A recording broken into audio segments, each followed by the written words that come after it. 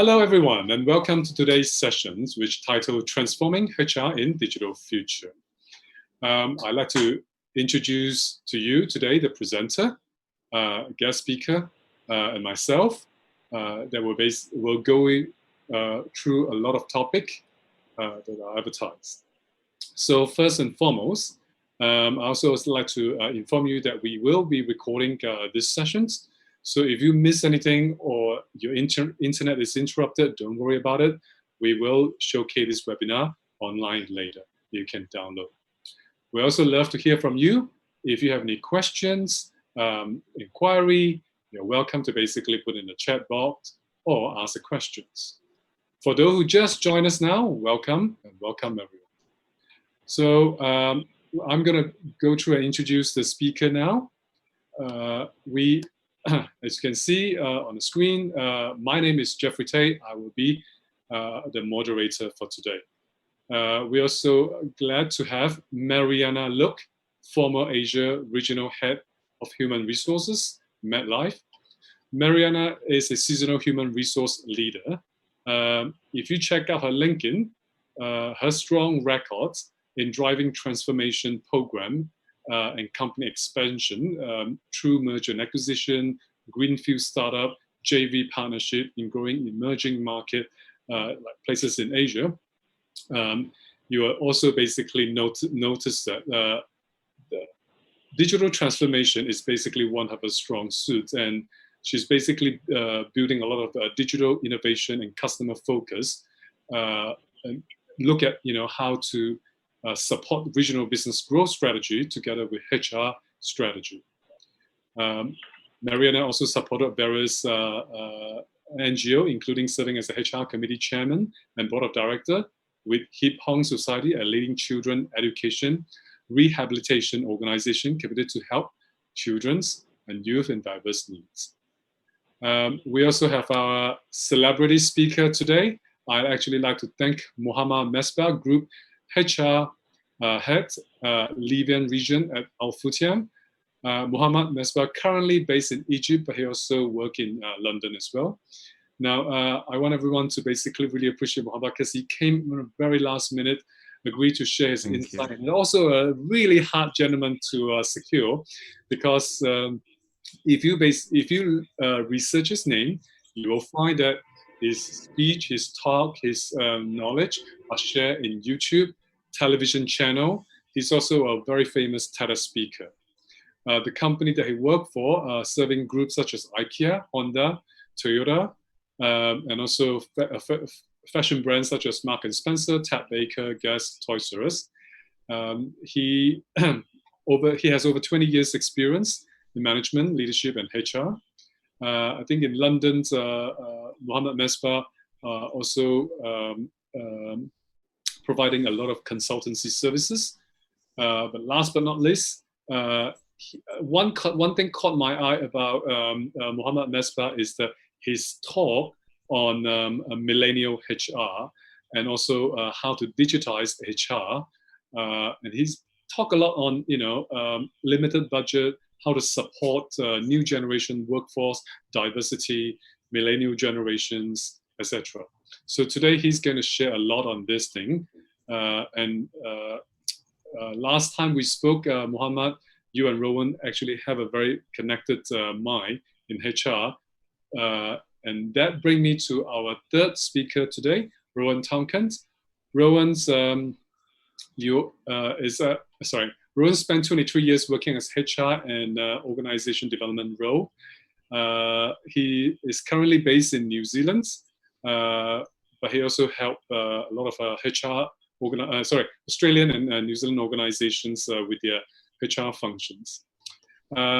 Rowan was named New Zealand HR Person of the Year in 2011.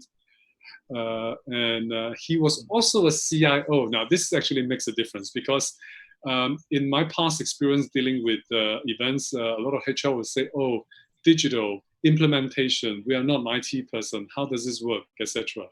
So Rowan have helped a very famous bank in Australia and New Zealand with a team of 50,000 people, employ over 30 countries, developed HR technology and how to basically modernize the HR services using digital transformation.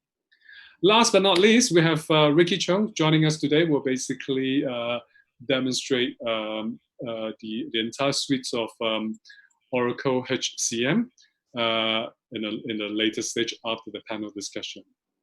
Well, without further ado, can we give a warm welcome all our speakers today, Mohamed Mesbah, Merianna, Rowan Tomkins, and Ricky Chung. Thank you and welcome. Let's basically start our panel discussion for today. Again, if you have any questions, you're welcome to type in the Ask the Question buttons. I don't see any question here. But just in case that, to make sure that I'm not that lonely talking to myself in front of a computer, if you all can give a warm applause with that little applause sign on the chat button, they'll be appreciated. All right, let's basically kickstart with the first question. This question goes to all panelists, but in particularly, let's just, again, let's kickstart with Rowan first, because this question is in your heart, and so later I'll follow with Mohamed Mesbah. So we are talking about digitalized HR. Rowan, I mean, how do we define AI algorithm and that can help improve efficiency and quality in the entire human resource management system? Look, it's a great question, Evan. Look, I think the way in which the technology, especially AI, is coming into the HR technology, it's almost quietly just coming into the ways in which the technology is supporting the existing HR practices. If I give you a couple of examples, the area I'm seeing a lot of this is actually in recruitment because it has high volume. And anyone that's worked in HR, especially if you worked in recruitment, you know the volume of transactions that you've got to do, but also the correspondence, but also looking at a candidate and trying to find and shortlist down to a list of candidates that have the capabilities that your organization is looking for.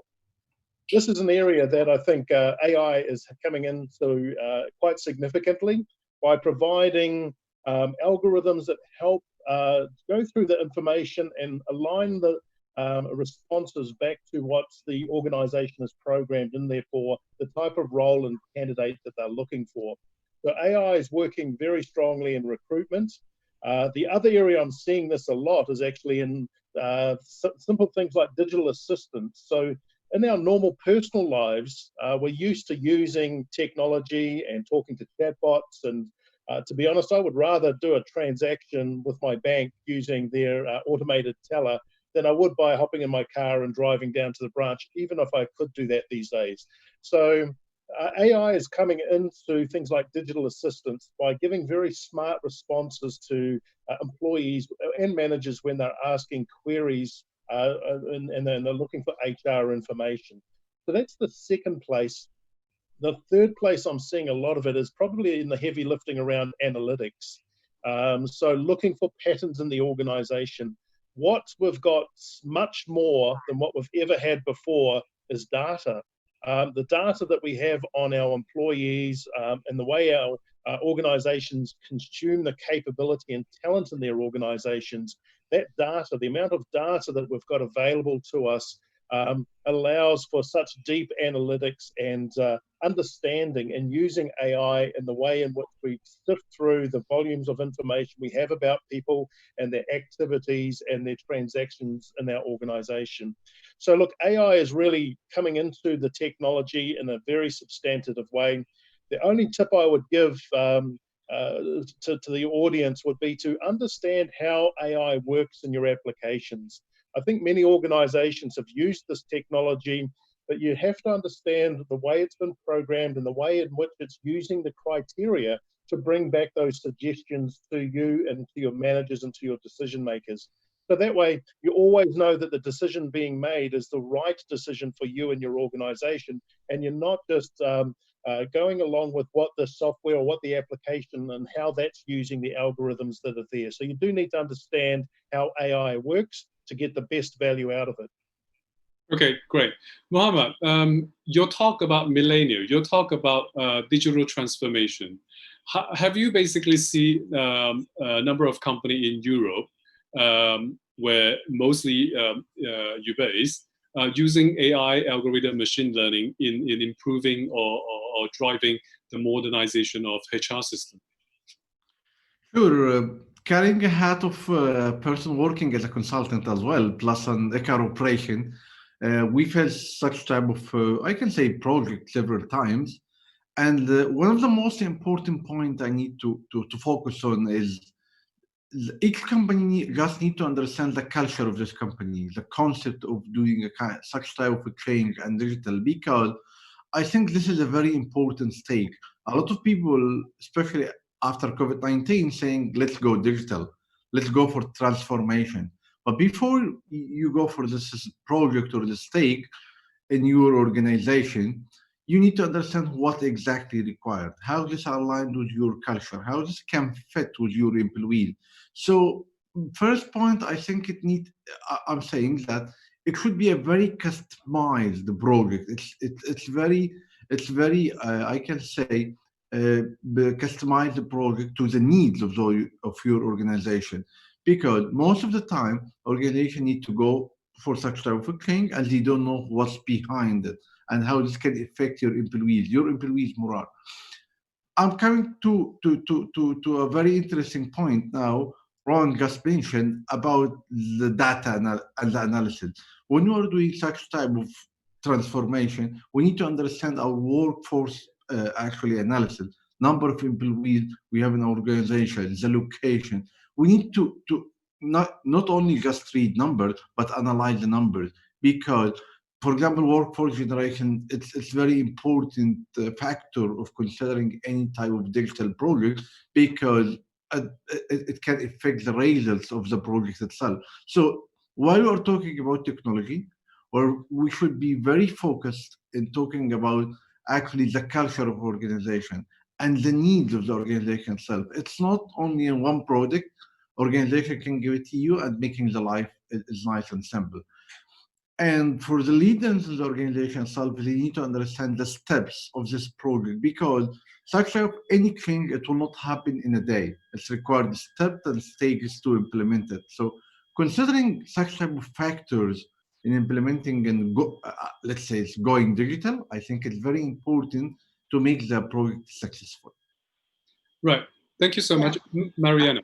I would like to just echo on what Mohamed and Rowan has been talking, particularly on data analytics and talking about how it ties into the organization culture. And I go beyond that because I can't tell if there's any company who's particularly good in using data analytics on the HR side. A lot of the company is really focusing on data analytics, understanding customer performance, customer behavior. And I think the move going forward is we should really sort of looking at using the data analytics to understand our employees' behavior, because it is a crucial resources with the organization. And I think we have not been really focusing too much on that. The analytic is really not just looking into what people has done before.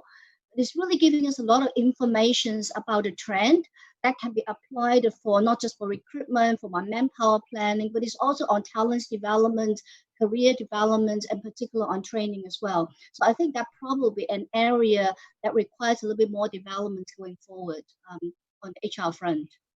Okay. Before we end the questions, number of attendees that joined today also posted the questions prior they joined, is that they also realize and they understand the benefit of using AI, machine learning, or algorithm when designing their HR system or a system that they can use. But quite often is that to demonstrate, how should I put it this way, that nicely, is that the buy-in that these functions that able to help organization look at, for example, data analytics or system able to help organizations move faster per se. Rowan, I'm pretty sure you encounter a number of questions like that. How do you help organization encounter that? Come across that? Look, it's interesting. Like what I do find when I'm talking with organizations across Asia Pacific is all organizations are really trying to get a transparency of the talent that they've got working in their organization. And HR is sort of the custodian of that. And I think where the technology and things like AI can really help is by giving a better visibility or a clearer lens into the organization around where the talent actually resides. And what that does and what that enables you to do then is then when you're making decisions around how's your organization going to respond to the current environment. There's a lot of disruption that's affecting different industries. It doesn't matter which country you're in or which industry or even which organization, there's disruption. And so what organizations are looking for with AI and analytics is to get a deeper insight into the best way that they can make their organizations operate. And what's the best structures? What's the best capability? How is the best way in which they can utilize the talents that they have? So I think that's a real opportunity, is to use the AI to give that insights for helping decision makers as they are really starting to redesign their organizations. Okay. Mohamed, do you have any thought on that in terms of, I'm pretty sure you have a number of people come to you that, how do we basically get buy-in and start implementing this initiative? Okay. Very important to explain the current situation we are in. So while we are talking about such type of, I can say, big projects, very important to explain to the leader or the CEO of the organization what is the current situation in and how this can impact our business, because we are in HR, actually, we PR today, but let's talk business, because at the end of the day, we are a business people. One of the most important factors is how this will affect my business directly. And this is actually the key to start to engage the people in such projects, especially dealing with a global organization, a global player all over the world. One of the most important factors is the big data. So when we go to such type of project, we do a kind of, I don't like to say it's analysis, but it's a kind of questionnaire. And from this questionnaire, you realize a lot of surprises. For example, number of employees in the organization, how easy you can get the data, how easy you can analyze it. So by this way, we start to explain to them there's a kind of improvement required. This improvement will impact your business positively.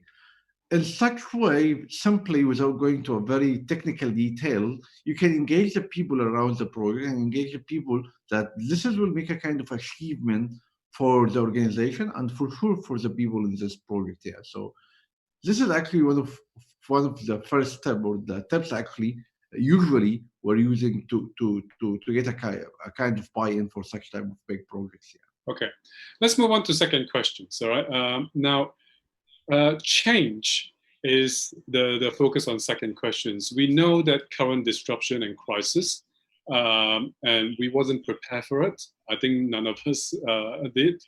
And most of organizations do have BCP plan. However, let's just look at the audience today. Most of the audience are based in Hong Kong today. They do have to manage teams that are based in China, Southeast Asia, and other countries as well. Now, with this disruption and crisis and changes, a number of organizations have, airline, retail group, have basically put in place that either work from home, or they have to lay off some of their staff, or basically people take pay cuts and such. This is not just, we're talking about just taking place in Hong Kong, and they have to manage process and people around Asia Pacific. So how do they manage these changes and integrate remote work program, as well as streamline collaborations among all offices and with other HR executives? And last but not least, how can they get started with this easily? Let's just start with Rowan first. Look, I think, who would have thought we would be in this situation? But it's what I find quite interesting. I was talking to a CIO I used to work with in Australia, and he said, look, 2 years ago, we invested in the technology to enable us to have work from home. Nobody supported that business case, but we got it through. And look what's happened now, 2 years later, and here we are with nearly 95% of that entire organization working from home. And I think there's a lot there to be learnt for HR as well. Now, who would have thought that as a profession, we would be supporting such a dispersed workforce? And business continuity, when I look at it from for an HR function, there's a couple of elements to that. The first one is making sure that you can still deliver your services, your products, the experiences we give people in our organization. We're still a business ourselves. We have to deliver our goods and services to our customers, our people and our managers. And so there's a sustainability around the role of HR and delivering that activity within an organization.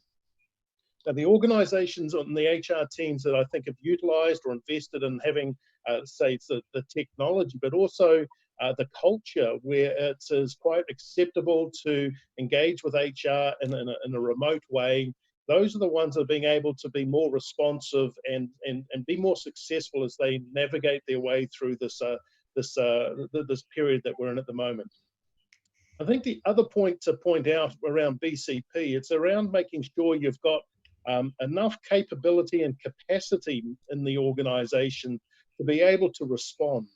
And what I mean by that is I see a lot of HR teams that I work with, and it could be in a large organization as well, that are really struggling with the level of administration and manual activity that they have to do as in the HR function. That's a real challenge because it takes up all the capacity that team's got, and they're not able to support their organizations and their people, even though they want to do that. They want to do that sort of activity. So I think it's really important to try to reduce down a lot of the administrative sort of activity that we've done in human resources and free us up as professionals to do exactly what we do really well, and that's help organizations build their culture, respond to challenges and changing in the organization, and helping people build their capabilities and have confidence in the roles that they're doing in our organization. That's a real value that HR can provide within an organization. So I think around BCP, I know that's a different lens, but I think you've got to have the capacity to be able to respond. And if you don't, then you're really hamstrung. Okay.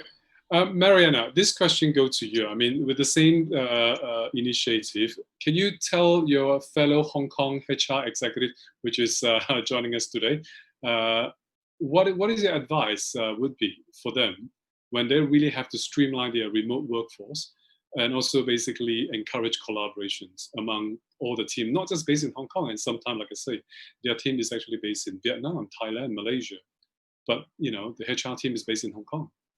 Okay. Well, I think Roland has basically pointed out the most important things, of course, to start with, whether we can actually work remotely is whether we have the technology. And I have to say, with COVID-19 started, and I talked to quite a number of companies, a lot of the BCP plan didn't really work because the BCP has never really sort of expect people to come across complete lockdown. And complete working at home, and whereas in the past many companies has talked about flexi hours and work from home, there are a lot of resistance. So right now it is basically forced upon them. So a lot of companies really sort of focusing on the hardware, getting the technology, and assuming that that would actually help the situation. I am more inclined to also look beyond the hardware, but really looking at the soft side of the human beings. Well, firstly, I've talked to a number of people. Working from home is very stressful. Some of you may be talking about traveling is stressful, but working from home and talking to people on the computer with a video is very stressful. And to a lot of people, not able to meet with the colleague is quite a bit of a stress, and also not be able to talk to the managers is a stress. So I think, one of the things that we need to really look beyond the technology and the hardware is to understand and communicate more regularly to the employees, understand where they are from and what the stresses are, and help them to get through the stress management. Some companies I know, they're actually organizing a stress management program, EAP as well for a lot of people. And I think that would actually help to release some of the situation. The other elements is intrinsic collaboration. It's just regular communication. We're probably working from home. It requires us to communicate more regularly and frequently than when we're in office.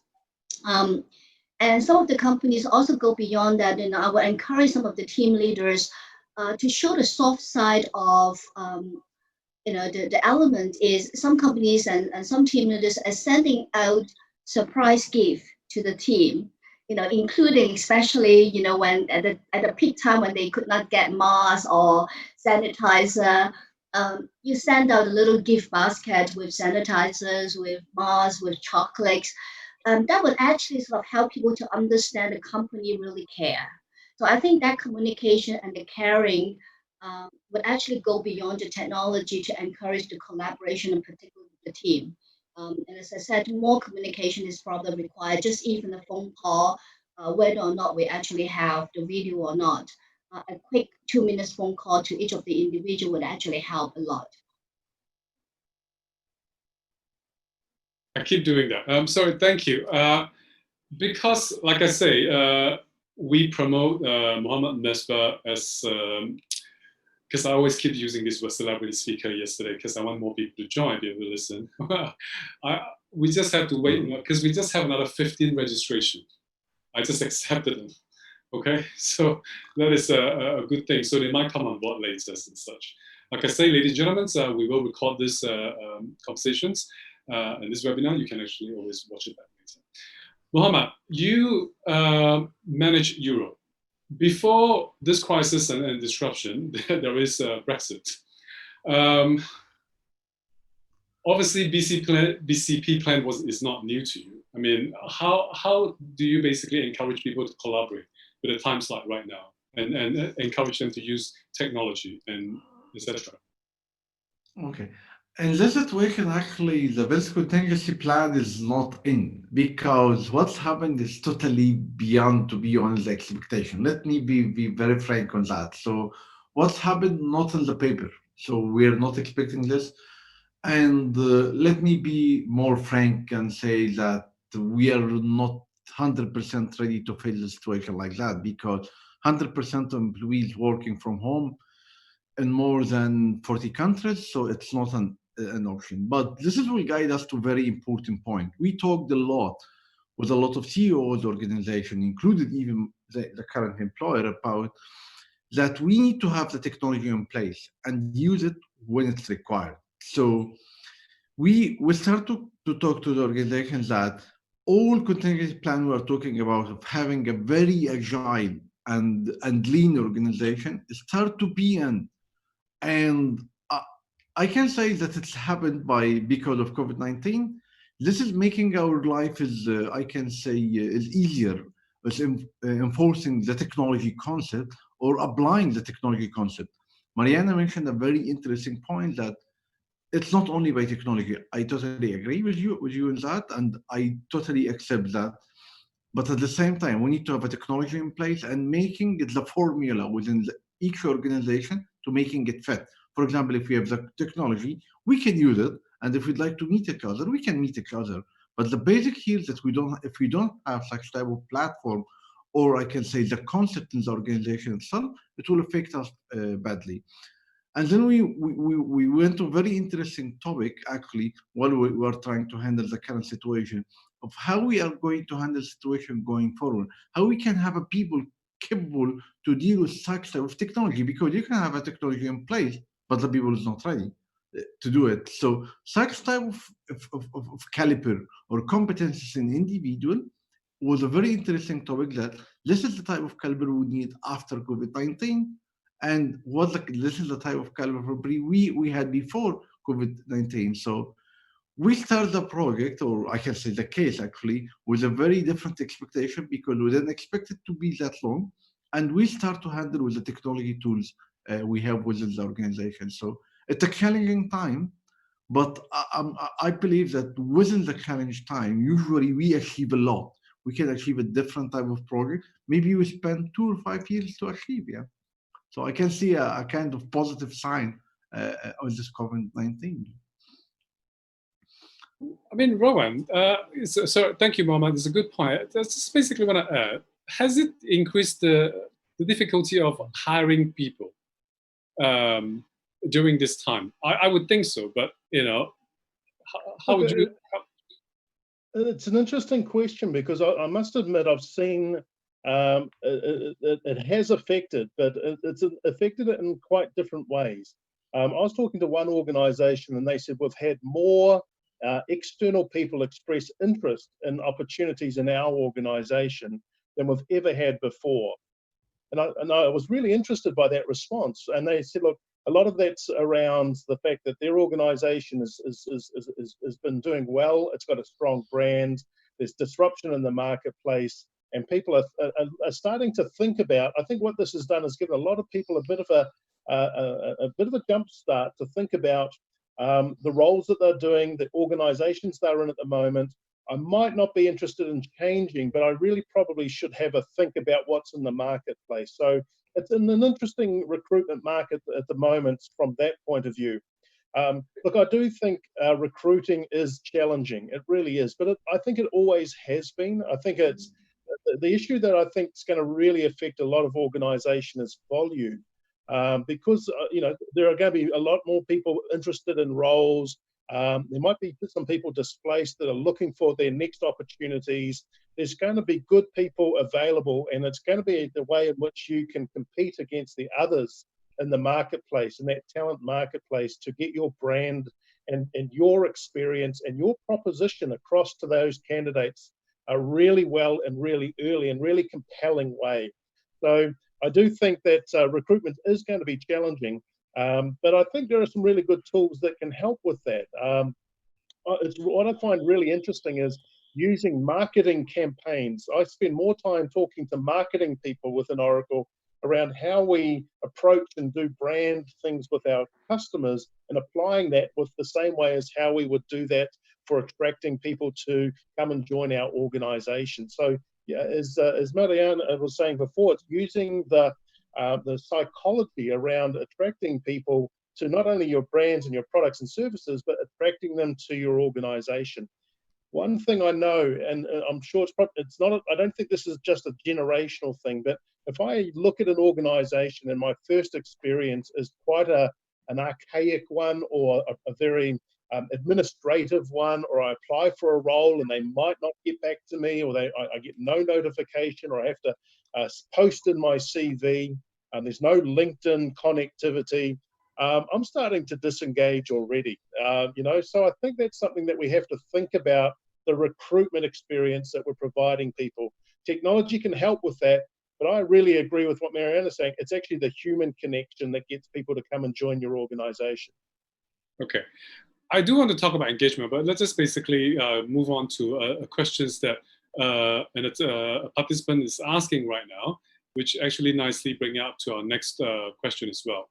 So Lisa is asking, what are the necessary skills that we should be training for to ensure our HR staff have the skill they need to fully leverage digital solution? Who would like to take that? I'm going to basically point it to Merianna first, and yeah. I'll come back to Mohamed as well. Well, I think in terms of the skills, it varies from business to businesses because it all has to relate back to the businesses, what the skills is required. From an HR perspective, I think the key skills in this situation, it is really look beyond today, is the ability to really look for the future. So if I go back to the points that Roland was talking about just now, recruitment has always been difficult, especially recruiting the right talent. But as an HR practitioner, I do see the very good opportunity right now for us to give advice to our businesses to look at recruitment slightly differently. So in the past, there's a tendency to recruit for today and recruitments to refill a position. So right now, with the current situation, we can always look beyond and say, are we recruiting for the future? What is the future skills that's required for the businesses? For example, we talk a lot about data analytics. Do we have the right skill sets in the organization? So HR should be in a consultancy role to be able to advise that. And then secondly, this is not just recruiting for the future, but also looking at the ability to change the culture. Do we really need permanent roles right now? Should we go a little bit more agile? Should we actually hire people to come in on a contract basis? A lot of organizations is going through changes. Do we have enough skills to do change management for 6 months, 12 months, and move on to something else? Can we look at the organizations to build agile team where people can actually move around? So those are the kind of questions that HR should really sort of focus on. So if you ask me, the one skill set for HR in a situation like this is to really become a consultant and have a bigger picture strategically in mind what is really required for the future workforce. So understanding the future workforce that's required in future would actually be something that we should be able to consult and advise our business. So if you ask me if there's one skill that will be probably the most critical one, and it's a very difficult one. Okay. Future workforce is what I want to talk about next, but let's just go to Mohamed first. Mohamed, I mean, how would you advise an HR executive to the skill they need to leverage on digital solution? What do they need? First stage, actually, we start to analyze our competency framework, because what's exactly the type of caliber we need in each job? And for sure, there's a kind of general competencies, which is the basic of doing that. And we realize that with this challenge in COVID-19, we need a caliber with the different skills. We need the people, as Merianna mentioned, more agile. Because this time, maybe you'll have a different job, require different skills, and people able to do the job they didn't used to do before, deal with the technology they never dealt with it before. People move from a company, for example, doing kind of automotive, to a company of retail. So such type of a big change on the jobs and nature of the jobs. People selling online, and before we used to sell our product to the customer on the store itself. So I think this is very important to review the needs and the competencies required for our talent, and then we'll move to the next stage, which is how we are going to bring them to our company and making them fit with our culture itself. At the same time, how we need the people going lean, how we can achieve with the minimum resources, because with COVID-19, there's a lot of changes happen. We don't have, I can say, enough equipment sometimes. We don't have enough staff even in the store sometimes, or even in the organization. So how we can run your department in a lean way. So such type of concept, I'm just providing one example. It's different from industry to another, and it's different from a company to another.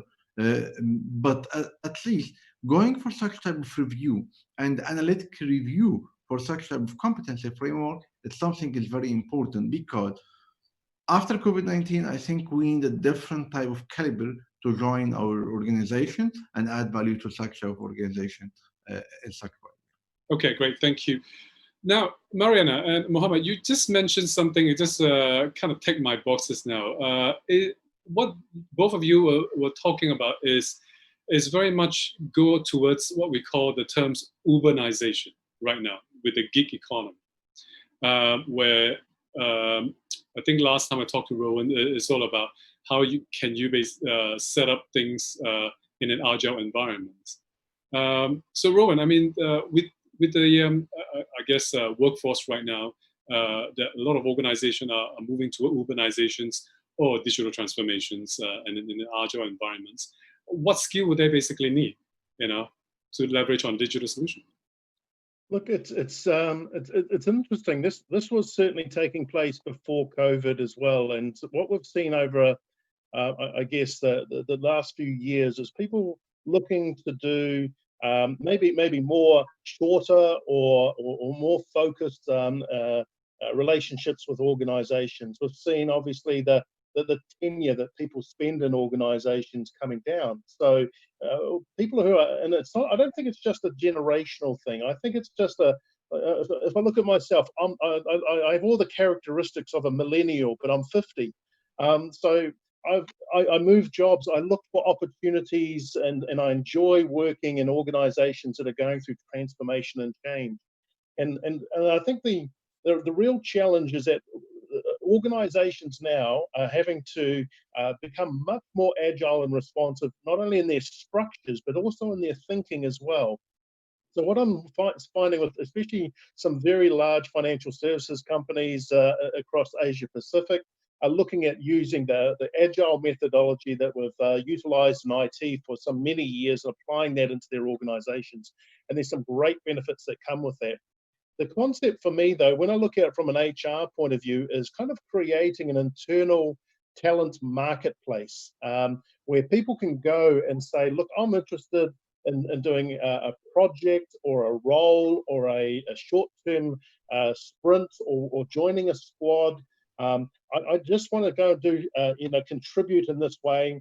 And this is the capability sets that I can get. And then you've got to marry up the demand side of that, from an organization's point of view of saying, this is what we've got on. These are the projects. These are the investments that we've got on. This is the sort of capability I need to deliver that. And how do I match my supply and demand of talent? Now, we've done that in HR. That's what we do, but we've been doing that for roles and for people to stay in those roles for 3 or 4 or 5 years. What I'm talking about is with gig, it's very much around what are we doing for 3 months, 4 months, 5 months. It's a much more fluid marketplace internally. And so I see a lot of HR teams really struggling with how do they support the organization to be really responsive as they make their cultures, but also their structures more agile as well. Okay, thank you. Let's move on to our, now, ladies and gentlemen, if you have any questions, feel free to put your question in the chat box or Q&A. Now we are going to move on to our third segment, which is redefine workforce.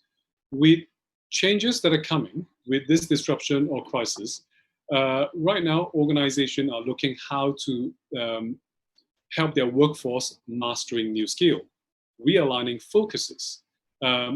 There are some businesses are not going to be able to exist anymore. How to apply technology. I mean, for example, if you go to Singapore, Terminal 3, the custom and check-in or anything like that, it is actually all automated. There's no human being managing your passport whatsoever and this sort of thing. And how to expand their current role to be more strategic. So let's just go to Merianna first. Well, that's a difficult one. How to become more strategic. That is not something that you can learn from the textbook. It does come with, first of all, it goes back to the mindset. It has to really sort of go through a lot of brainstorming ourselves and really sort of become more open-minded and get out of the comfort zone. To think strategic means that we really have to go beyond today.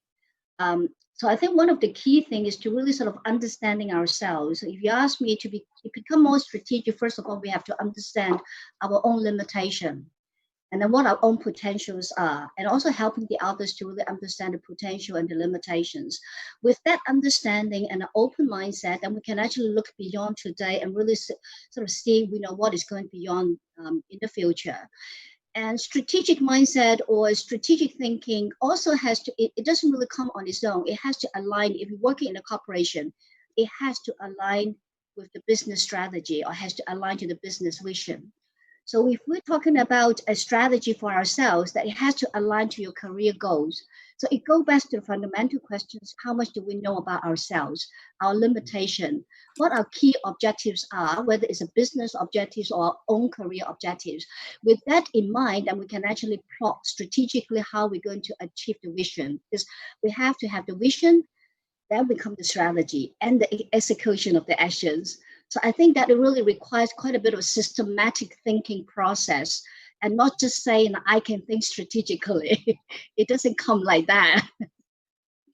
Well, but I don't know if I answered that question, but as I said, that is a quite challenging part when people are talking about how can I be more strategic. I would actually ask the same first question: how much do you know about yourself and your organization before you think strategic? I think these are million-dollar questions that, that's the reason why we're having this executive roundtable to discuss. Mohamed, what would your advice be, when it comes to redefine workforce?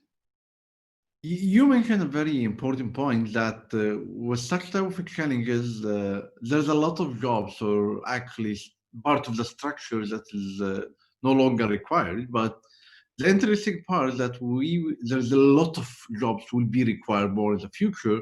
As Rowan mentioned, that this such type of crisis opened a lot of positions in his organization, for example.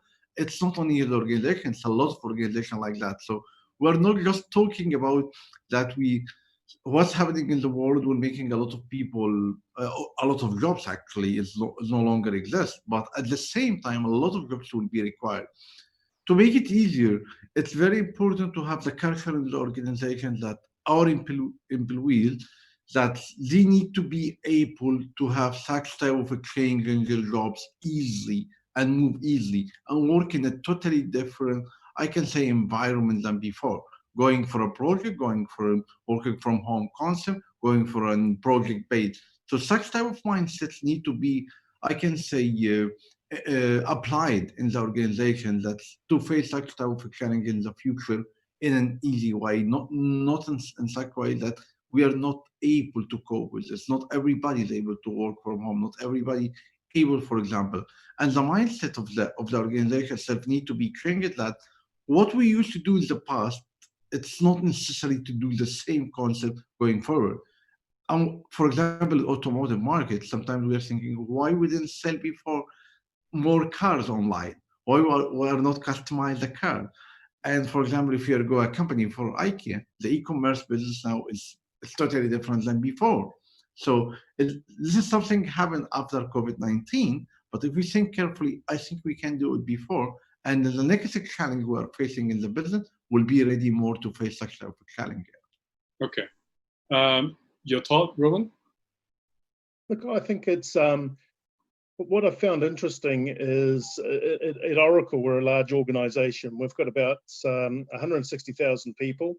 And I was talking to our HR director, and she said how much through COVID, how much more people are using our learning opportunities within our organization. So our online learning has just skyrocketed. And what's been interesting is people are taking the opportunity to build up a broader set of skills, I think, and not just to do the role they're doing, but to make them more valuable internally, but also externally potentially as well. So I think what we've learned out of this is that you've got to keep developing your skills.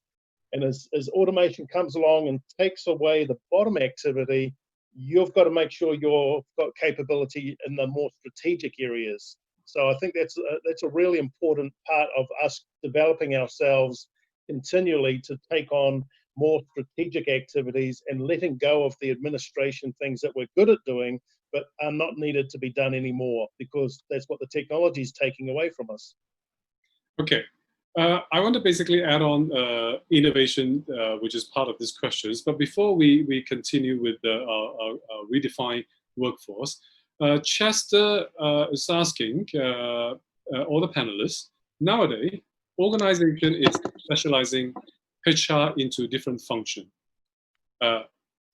Ladies and gentlemen, I'm not a HR executive, so things that you mentioned here, I might not familiar with the term. I do apologize in advance.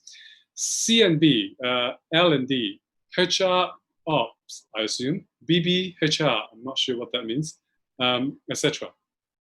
Is there one challenge? There is one challenge that functions are not collaborating well. How can digital transformation support the collaboration? I feel that Ricky and Rowan, you guys should, talk about this. But let's just basically go to Rowan first. Look, I think it's a good question, and I've been in HR now 25 years, and you're right that partitioning has always been there. Look, I think the best way that digital transformation can help is because when you go through the transformation process, what you end up doing is you end up having, in many cases, the same underpinning technology. Let me explain what I mean by that, because when I was in my last employ, when I was running an HR team, I had 13 different HR systems: learning, recruitment, payroll, and REM. I had different applications which I was using for lots of different parts of HR. If you take away all that bespoke approach and have a consistent piece of technology and a consistent way of doing things, it creates an alignment.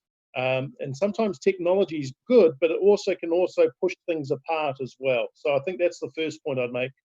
The second point, which I find quite interesting, And that's when you start using an integrated solution. And what you find is that while you're doing your performance management, say, the next thing that's popping up is a prompt from learning.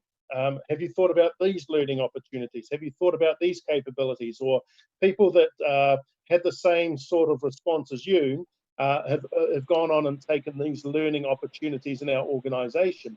So there's a lot, and then so you've got learning coming into performance, and then you're getting into career, then you're getting into, oh, there's roles that are available that actually meet your profile, and so recruitment comes into it. And so what ends up from the experience of the employee then becomes a singular experience, and you're getting lots of HR things happening as and when they're needed and happening naturally, as opposed to, well, you need to go and talk to the training team about your learning plan. Right, now we need to go and talk to remuneration and understand that. We need to go over here to recruitment, and maybe somebody will come back to you with some roles that might be suitable for you. And it's a very bespoke experience. So I'm not just about the technology. What I see happening with HR is using that technology to bring HR back together again. And it's actually working in lots of organizations that I work with, to be honest. Right. I do basically gonna pass this question to Mohamed first. Before last, Ricky, you are going to ask, I'm gonna ask you a technical question on that part, okay? So, I mean, how do you, Mohamed, you manage a large HR team. How do you work with this? How do you basically make sure everyone's collaborating? It's very important in this that we know the differences between different culture and different countries as well. So when we are going to such type of projects, we need to engage everybody in, because this is one of the key challenges in the beginning. If we are not doing it right, so we'll be in problem after that. So the starting point to understand, because what's going on in Europe is totally different than what's going on in Saudi, especially, for example, applying the law. So to have such type of harmony between departments, that we need to engage different stakeholders, and we need to understand the culture of not only the organization and the country itself to apply that. One of the things actually we did wrong in the past, that we need everything in. Like, I'm going to a market and I'm buying everything. And actually it was a mistake, because we need to design it in a way that what exactly I need from the system, because sometimes doing extra is not positive. It's costing us money, and it's making the harmony between the department is not in. So design the system in a way that this is what is required for my business. For sure, with all organization consultant working with us, but we are as well inside the company itself. So we know what's actually required is that keeping a different options to a kind of the area of development or enhancement for the system, something is required. But the early stage, sometimes we don't need to go too fancy. We just need to go to achieve our business requirement. So if we avoid just or consider such type of tips, I think it can create a kind of harmony. Rowan mentioned a very good example of, I work with the same organization, we have 7 systems. Why you have a 7 system while we can have it in one? I can say, I don't like to say, just a lean and simple system, making a harmony between different departments. I'm not saying it's easy, but I'm saying that there is a way to make it working in a better way. And I'm pretty sure on that note, everyone will basically say, let's get the IT to do it. So I think this question is going to go to Ricky. Ricky Chung is actually a principal solution engineer for Oracle. Ricky has involved in a lot of HR transformation lifecycle. His major expertise including human resource operation, change management, talent management, and improving human capital strategy, which is Chester. He's going to tell you how to basically get everyone's collaborate into one system. Go ahead, Ricky. I think the most important is we should have a mature framework, just like Automation Cow is a mature digital framework, so that all the relevant parties can leverage the framework, leverage the platform, so that they can collaborate together, even though the data is passed to the other side, and even the business process. So the mature platform is very important, so that in my coming demonstration, I will show you some example how to collaborate each other, how to leverage AI, digital assistant, etc. technology to drive the HR transform. Okay. Yeah. So Ricky is going to basically show us later how to collaborate with each function later. But last question here, ladies and gentlemen, sir, is towards the innovation. Without the crisis or disruption, innovation is always the key. It's always basically a topic that organization talk about. I think a couple of years ago, I was working with a client. I walk into their office. This is a car manufacturer. You can actually order a car without a car salesman sitting in there anymore. He just give you an iPad. And I was like, what am I going to do with this? I was like, okay, you can choose color, the type of tires, etc., etc., etc. And 20 minutes later, you just have to pay using your credit card, or you can basically select financial services that you want to get a loan from. And voila, 3 months later, you get a car. And that's how the seamless process is being. That literally redefine the workforce itself. And as a HR person, Rowan, or Merianna, and as well as Mohamed, how are you helping your organization walking through, driving through this innovation?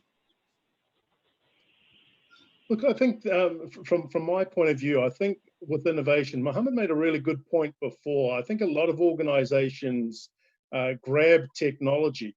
And look, there's a lot of innovation that can be unlocked by good technology. I see great business cases around that all over Asia Pacific. I think the challenge, though, is helping your organization to utilize that and to unlock the innovation within your own organization. When I go and talk with other organizations and I talk about the other companies that I've worked with and led them through their transformations, I say the same thing as what Mohamed was saying. It is about your organization and your innovation and the way your culture operates. So, look, I would suggest a couple of things around innovation, which I don't think people realize when they do a digital transformation, is the whole cadence of innovation changes. And what I mean by that is, in my organization, we've got thousands of people working on improving the way in which HR can be delivered through this technology and making that available for your organization. So every quarter, you get lots of innovation coming from Oracle, and that goes down and is available for you to utilize in your organization. What astounds me, though, is how little organizations utilize that. So you've got to be ready to be able to consume all this new advancements in technology and AI, like Ricky was just talking about and will show us later. It's being able to utilize that in your organization. So I think being innovative with that and using the technology and the innovation that your partners like Oracle do invest, and we develop this globally and make that available to all of our customers right over globally. Some customers just can't necessarily utilize it. Others will take it up and really introduce that innovation into their organization. So that would be my first observation, is being ready to use the innovation that your partners are bringing to you. The second part, I think, still goes back to the point that we were making earlier around making sure you've got a culture where your workforce is continually developing and upskilling and getting a breadth of experience rather than these narrow professional channels that we've been swimming in, actually starting to broaden out and create a broader set of capabilities across your organization. That creates resilience, not only for your organization, but also for your people, because they are more adaptable and flexible and can be responsive when you change or need to change your organization. But I think the important thing for me is having the time and bandwidth to be innovative. I find this myself personally. I just need time. Take away my administration, take away my approvals, take away all that HR noise, and give me some space to do what I really enjoy doing, which is thinking about the best way the organization can operate. So I think the more we can provide people space and capacity, the more they can invest back on creating innovation within the organization and using innovation from their partners. I see him doing. I'm sorry, Merianna. You coming from an insurance background, and with the insurtech, with fintech, is also driving innovation as well. How does your industry and your HR peers and colleagues dealing with it? Okay. Well, I think innovation is really talking about having an innovation culture in the organization, and that's a big subject. Some industry probably doing much better and easier and faster than the others. Banking and insurance probably is the worst. I have to say, insurance is not an innovative industry. Largely because there is a lot of like compliances issues, there's a lot of policies. HR is definitely not an innovative function because there's a lot of HR policies that stop people from doing a lot of things they want to do. So having an innovation culture in the insurance industry actually is quite difficult. And I can just quote you an example of what we did a few years ago when we decided in Asia regions that we want to really build a disruptive innovation culture in the organization. It took us about 2 years to put together a business case to get our head office in New York to endorse it for us to pioneer that in Asia. Now, the good thing is we have a lot of commitment from business that they really want to do it. So the first thing I recommended to do is to move the innovation center away from the regional office in Hong Kong. We deliberately set it up in Singapore so that it's far away from all the functional control, so that people can actually do a lot of stuff without following some of the finite sort of a governance policy. And we deliberately had it in Singapore because we believe that in Singapore, the government is putting a lot of emphasis and resources to support innovations. And we use a lot of resources with the National University in Singapore to actually help us to build a team.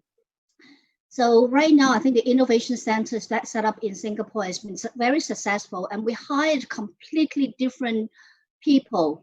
Everyone that I hired in the innovation center did not have insurance background. So you have to really sort of bring in somebody who is actually have a completely different industry background, who's more innovative, who's done it before, to help us to build a culture. And then gradually we have a lot of sort of training from the innovation center to different countries to really sort of build up what we call the innovative ambassadors in each of the countries, so that there's going to be a culture going around.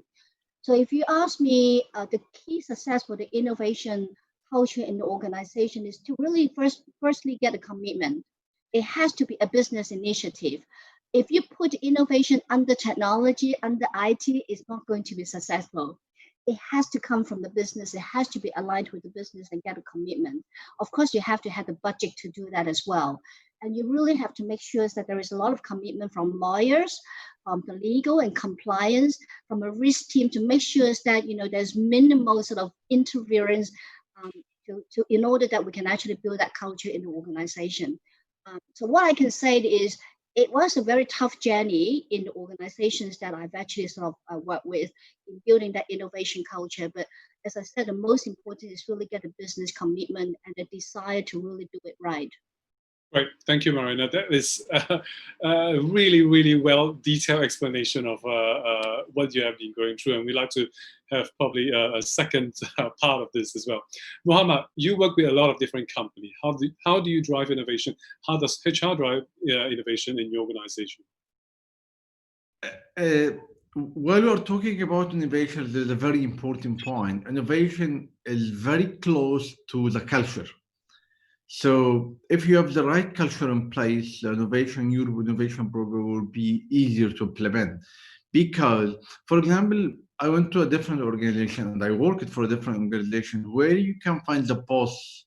The boss, he's a hero. He knows everything.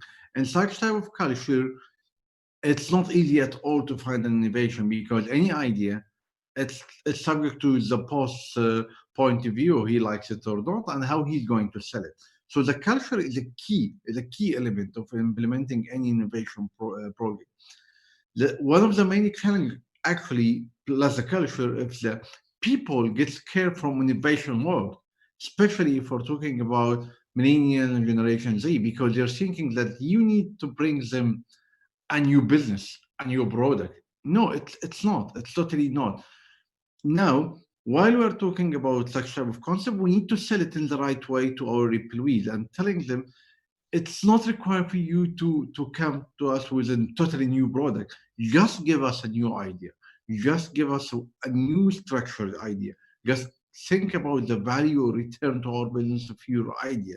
So we're just making the life easier, because one enhancement in a process or in a system can save a company a lot of money and can make the effectiveness of the company is much, much better. So if we're talking about innovation, it's mainly about culture. And second, about linking it with the workforce generation, which I can say the young potential employee joins the company and they hear about innovation hub. Oh, they're doing something fancy and big. No, it's just about innovation in the process itself, in the system. As a leaders and sometimes at an executive level, we are not spending same time like the people spending in the store or in a showroom, or for example, in one of our stores, in the peaks maybe. So those people in the store, the people will come to us with an ideas, with a projects, with an, I can say, business solution. And our job is to be a kind of the people supporting them, engaging them of this project within the innovation project Merianna mentioned. So it's just small tips, because the innovation world is big, and how to apply it and how we convince people to apply such type of organization can be in a different way, and the communication for this project can be in a different way. Well, thank you so much. Thank you for all the presenter and speaker insights. We are going to conclude these today presentation, also panel discussions, before we move on to demo another presentation by Ricky Chung. Rowan, Mohamed, Merianna, thank you. Any final comments or wisdom that you'd like to share with your fellow panelists, your participants? Sorry. I just like to echo, the last point on innovation culture that Mohamed is saying. One of the key things, and the reason why I think the financial industry is not doing well, is because the industry basically do not reward mistakes. We do not allow mistakes because there's a lot of governance. So it's a very risk-averse culture in many organizations. So one of the key things, if we're really serious about innovation, we have to move from that risk-averse culture into a more experimental culture, allow people to make mistakes, reward ideas, and no matter whether it's a big or small ideas, and making sure that we all understand there is no stupid question.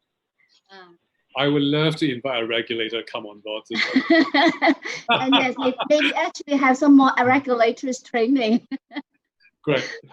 Yeah, so that's my last sort of kind of observation. I guess for me, having been a CIO and a chief HR officer, if you work in HR, please take a leadership role for leading the digital transformation in your company. I think too often in HR we sit back and let IT run this, and it's not a technology. Mohamed made the right point. This is a cultural change, and that's what HR does. So if you are doing digital transformation, that should be the #1 project for any HR executive. That would be my last bit of wisdom, to be honest. Don't let IT take it. Okay. Final comment, Mohamed? Yeah, last point maybe it will come from my background as a motivational speaker. So I'm seeing a lot of opportunity nowadays for us as an HR. Yes, COVID-19 is something that's very tough on all of us, and it's very challenging time.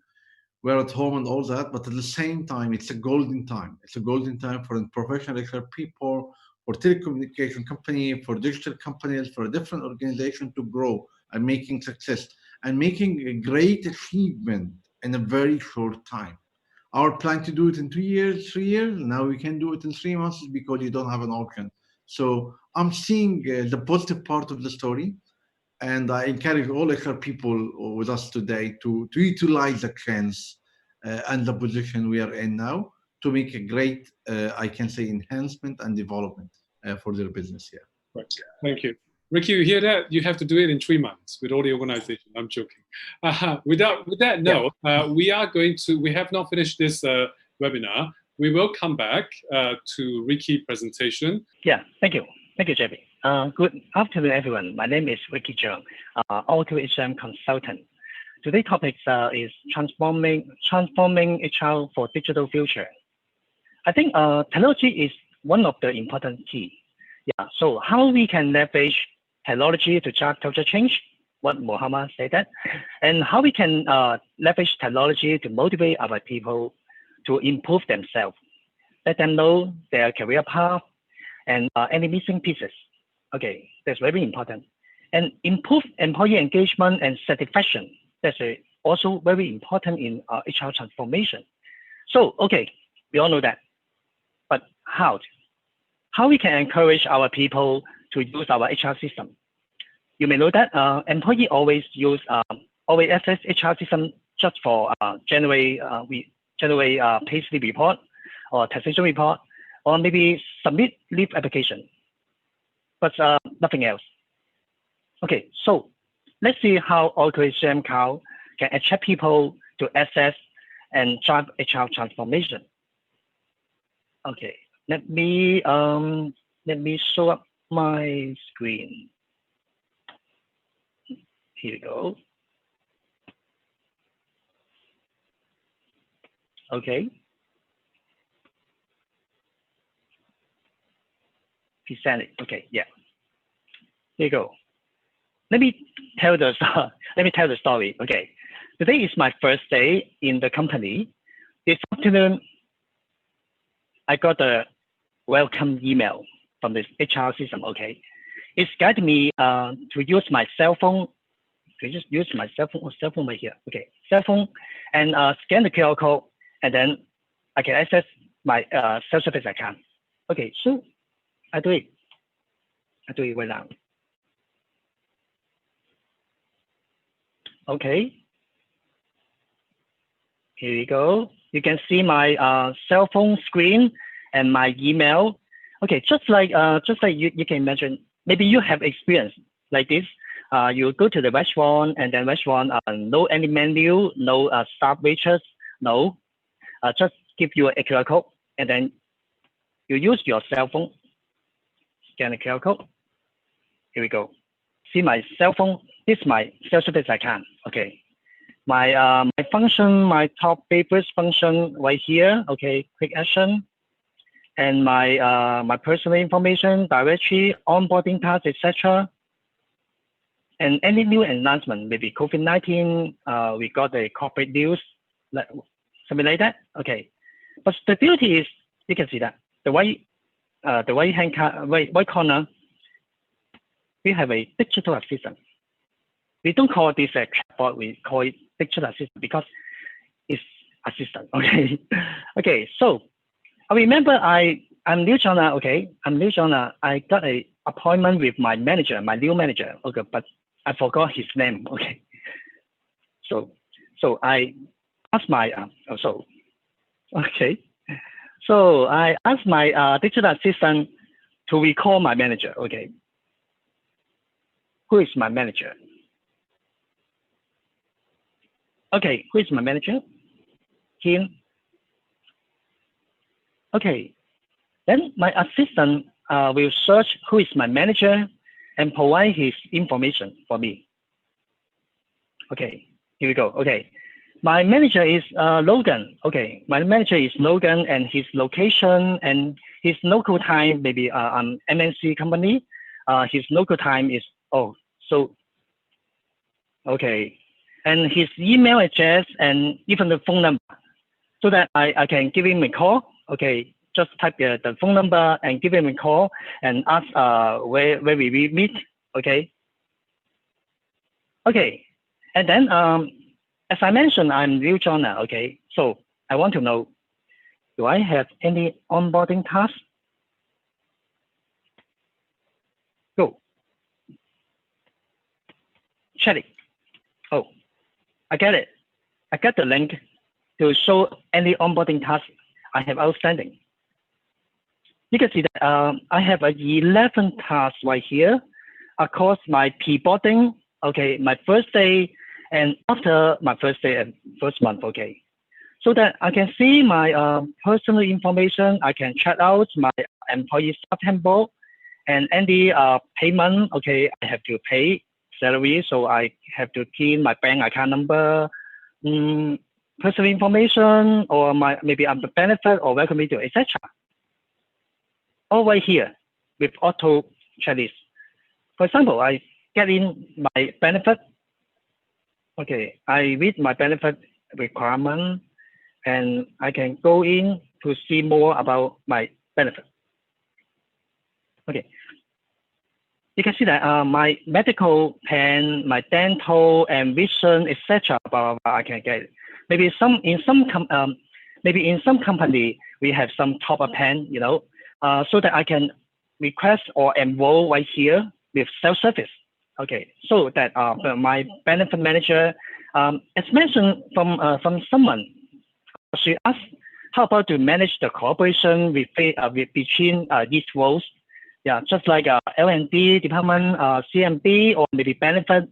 Okay, let's say one example to collaborate each other with one platform, self-service. Okay, so let me go back to my cell phone. Okay, I also want to know, after a few days ago, I get my first payment. A very congratulations to me. Okay, I get the first payment. My pay slip, I want to get my pay slip and see what can I get. I get $1,255, okay, and my pay slip report. Just simplify the case. Okay, I can get my pay slip. And in some country like Hong Kong, we may use IR 56B or maybe NPL remittance statement in Hong Kong. Yeah, that's also configurable to draw such report. Okay. And last but not least, okay, maybe in some sense, I want to ask some question. As I mentioned, this is digital assistant, so I want to ask some question about my benefit or maybe my payroll calculation or something like that. Okay, wherever. Just like I key in the question, leave, for example, leave. Our system will predict our action. Maybe you ask for parental leave. Okay, maybe you ask from, do I have eligible for parental leave or or any like leave inquiry? Okay, so I hit it, and you can see that I can see I can get my provided regarding my grade or regarding my business unit. I have some 10 weeks full pay parental leave because something like that, blah, blah, blah. Okay, so most of our consumer leverage this digital assistant to provide the HR help desk feature so that we can provide the level 0 help desk. No need to find the payroll user or HR user to ask some benefit question or payroll question. We just leverage this digital assistant and ask, and you get the answer. Easy. Okay, here we go. Leave. I want to check one more, annual leave balance. Annual leave balance. Okay, my annual leave balance like this, I got the balance is 202 hours for vacation. And if I click the link, I can submit the leave application. Okay, for example, I'm not getting very well this afternoon, so I want to take a sick leave. Okay. And now I'm maybe in the clinic, I just see a doctor and waiting for the payment, and I get the doctor side, okay, eventually. So I use the pieces time just now. Okay, I use the pieces time to select the sick leave. I go this afternoon 2 o'clock to 5 o'clock. I get cold, okay, and then I take the picture on my or maybe you can imagine that on my doctor cert. Okay, just use it and submit. And submit, very simple. Just use my cell phone without any installation on the cell service. Just take the picture and submit the required information and submit. Oh, that's all. Okay. Before I leave the clinic, I finish the submission. Okay, very easy and intuitive. Okay, so I think this is one of the example we can leverage the cell phone. We can leverage the cell phone this platform to engage with the employee, not just a manager engage with employee. We can leverage this tool to drive the HR. Okay, let's go back to my laptop to continue my story. Okay.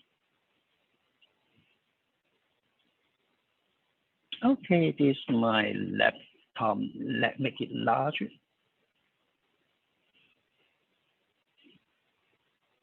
Oh, great. Okay. You can see my laptop. Okay, this is my laptop. Okay. For artificial intelligence, I want to talk about AI. For artificial intelligence, we can discover patterns of application usage. We know each user profile, start date, location, reports, and peers, roles, job role, busy reason, and night days, etc. We know that what each user has done in the past. We also know that the same things about other users like you. Okay, so this information allows us for AI to make predictions that personalize our application to help each user. Okay, so you can see this suggestion, recommendation, learning recommendation, or opportunity market, etc. There's a suggestion right here. Let's see what's the reason behind. Okay, this all look highly relevant for what I want to get done today. Okay, let me check out some of the learning recommendations. Okay, that the system has made based on my career of interest.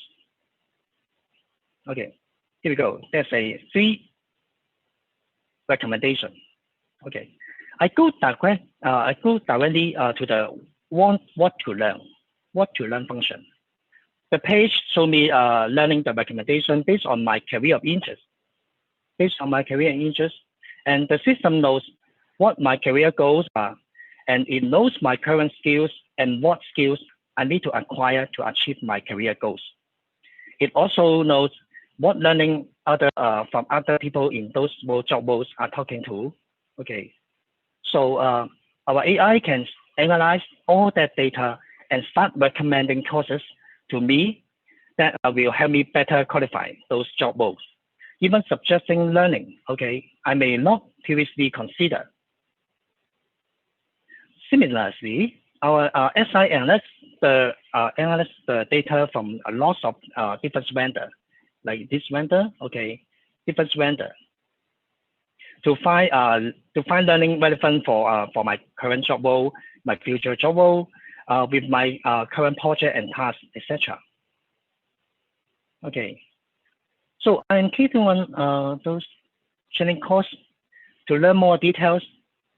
This course may be from an internal learning catalog or from external vendor, like a LinkedIn Learning, or like a TED Talk, or maybe a Skillsoft, yeah, etc. Those are our strategic partner. The system brings all the content together into a single learning experience for me. Following this recommendation, I can again these critical and most desirable skills to be ready for my new opportunity that lies ahead. Okay, maybe this time I'm not interested. Okay, let's stop. Apart from learning suggestion, as mentioned by Rowan, we have an opportunity marketplace. Okay, let's see, what is this? Okay, you know, the generation is that people love to adopt new things, like challenge, want to learn many things, but they don't want to stay a post for a long time. We call it gig economy, right? Okay, our opportunity marketplace is a place where employee can explore opportunity, whether that is a permanent job, okay, like this one, permanent job, or maybe something like shorter terms, we call it gig, where I can try something different and grow my skills and gain new experience. That's very important. Opportunity marketplace helps help foster career mobility across your organization. For example, here I'm seeing a job openings and short-term gigs that are recommended to me based on my skill set and preferences.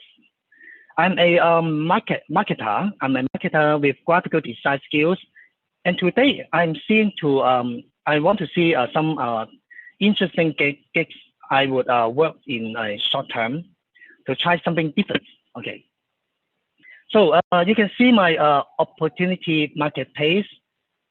All this kind of recommendation is related to my skill, to my job role. Okay, I'm marketer. Okay, so I see a gig for a graphical design new wellness program, which is very interesting. So I click in and know more. I see the details about the gig, like the dates, and the requirement, 10 hours per week. Okay, I see the related skills that's required skill is like that. And then when the gig is created, it's tagged with a job roles and AI. Use those roles to populate relevant skill for the gig. I can also see the career benefit. Right here, I could gain by working on this gig. So, look interesting. So I'm going to apply it. At this moment, I see that my profile will be relevant for my qualification for the gig. Okay, so I want to see more about my profile. This is my profile.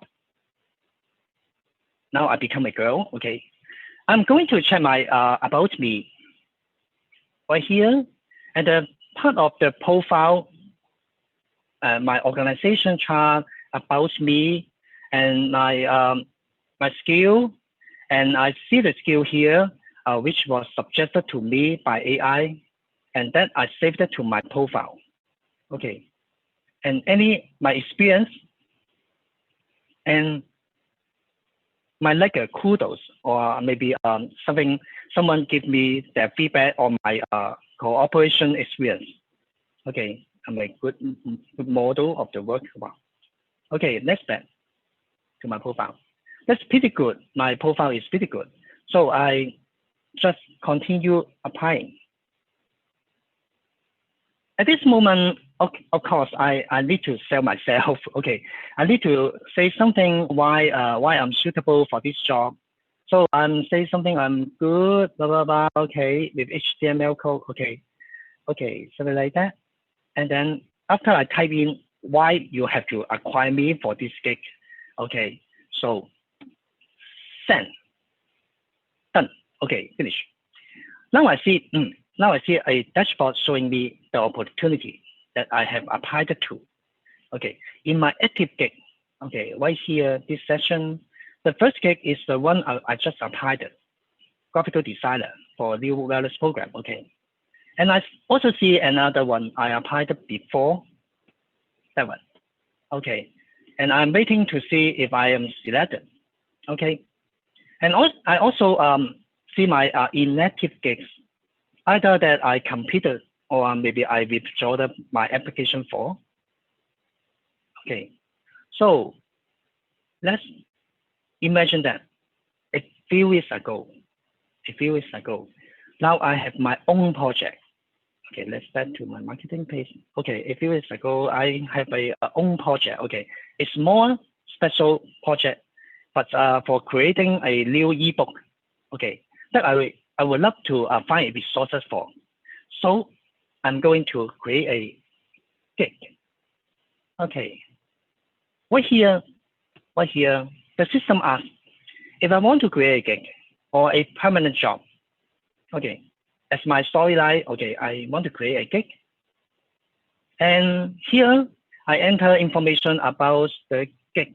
Okay, copy editor for ebook.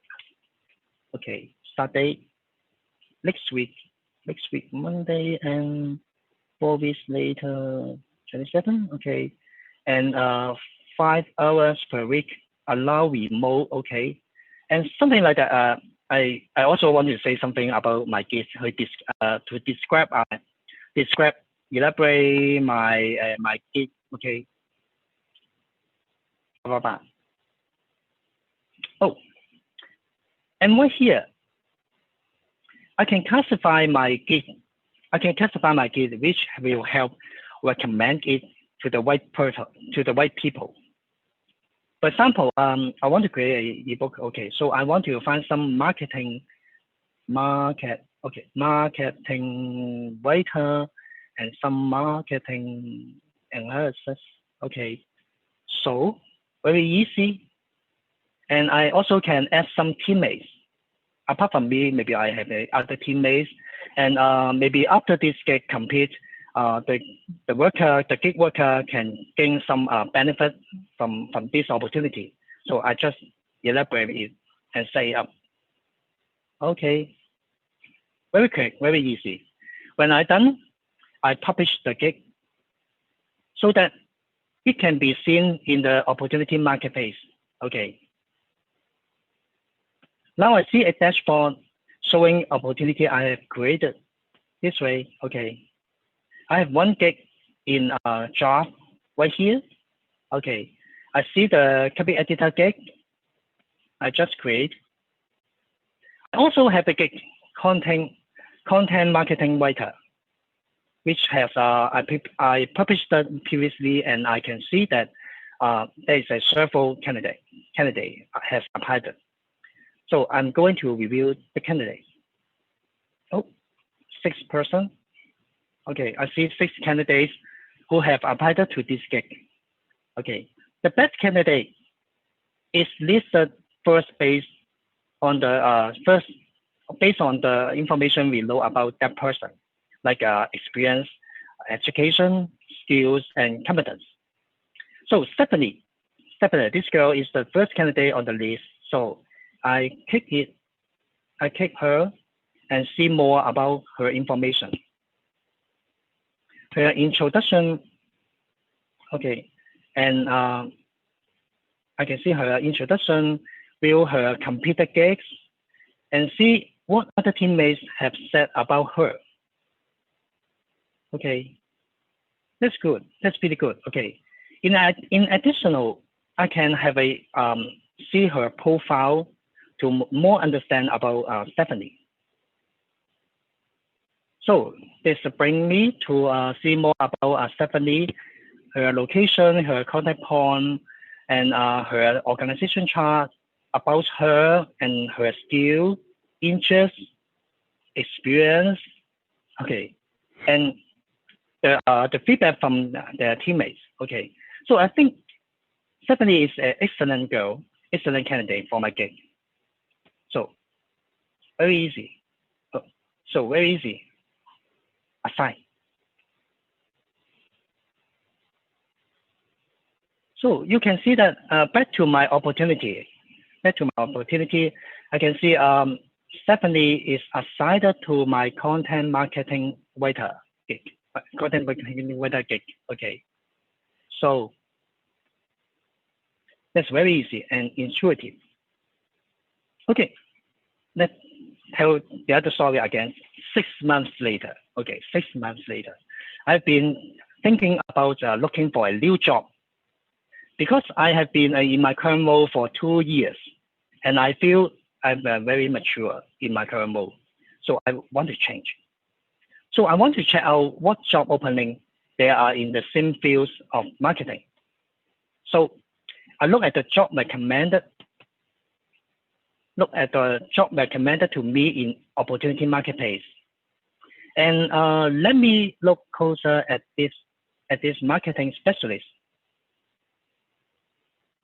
I'll review the details of this job opening, and I'm interested, and I'm pretty interested, and maybe I read the video, I see the video, and contact some peers to get more information about this marketing specialist.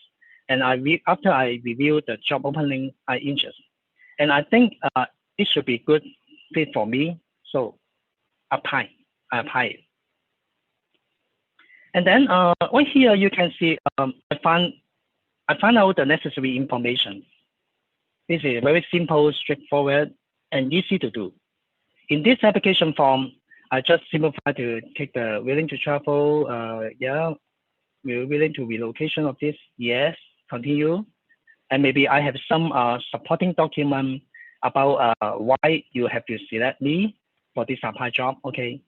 And then finally, I just make my name Sarah for each signature. Simple. And submit. So I see a confirmation that my application is submitted.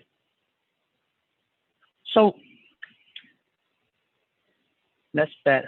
So for artificial intelligence, we can discover a pattern of application usage.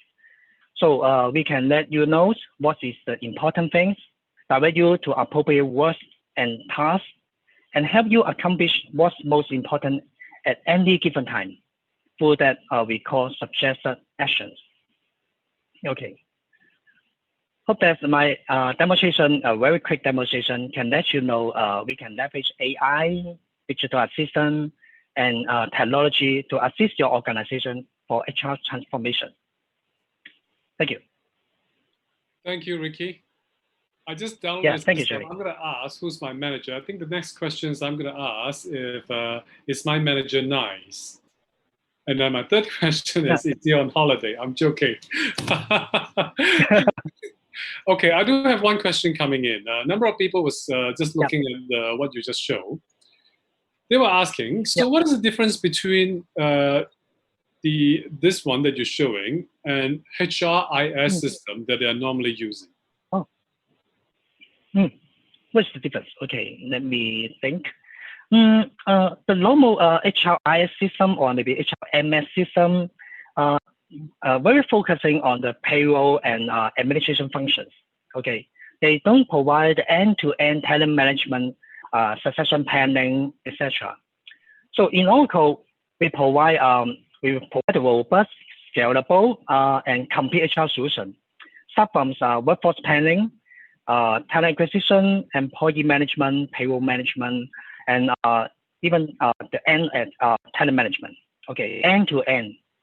Furthermore, as you can see that we embedded a lot of new technology, AI, machine learning, digital assistant, and business intelligence dashboard right around the system. Okay, so that it's totally different from the general HRIS or HRMS system. Yeah. Okay. Totally because we actually go over the time a little bit more. A lot of people do have other engagement. We do have to end here. Thank you, everyone, all the participants that join us. Thank you for your time and thank you for your questions, Lisa and Suchester as well. Once again, I'd like to thank Mohamed. I know it's very early in Egypt. You also today, by the way, is public holiday in Egypt. He actually took his time just to share his insight. Thank you, Merianna, for your kind and good knowledge. Thank you, Rowan, for your expertise in the entire Oracle's HR suites. Also, thank you, Ricky, for sharing this new digital assistant. I really like to use it. You know, is my manager nice? Where is he now? Thank you so much, everyone. Thank you. We ended this particular webinar now. Thank you. Thank you. Bye. Thank you.